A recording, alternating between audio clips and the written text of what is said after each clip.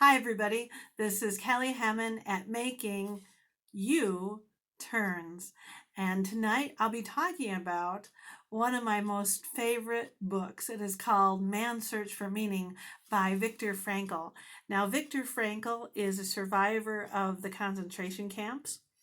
And the blog topic that I had was finding meaning. And if you haven't yet read Man's Search for Meaning, please go and read it.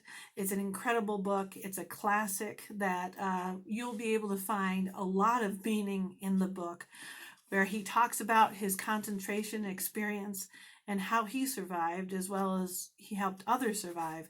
So he was a psychiatrist,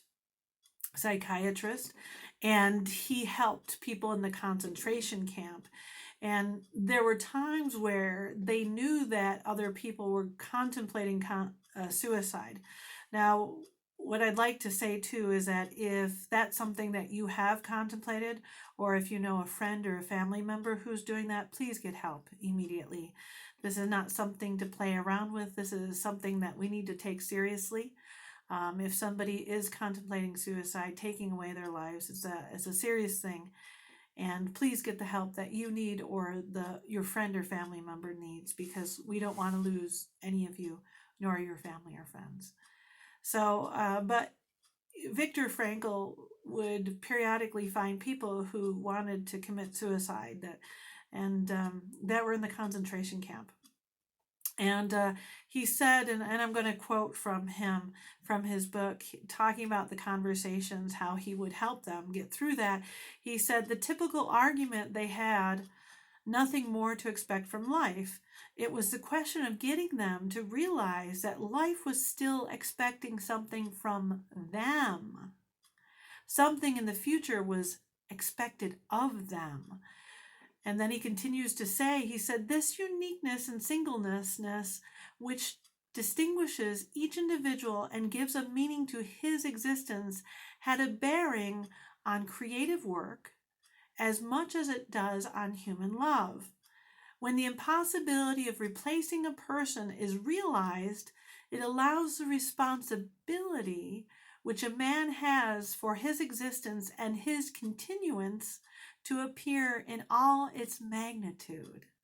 A man who becomes conscious of the responsibility he bears towards a human being who affectionately waits for him or is to an unfinished work will never be able to throw away his life. He knows the why for his existence and will be able to bear almost any how.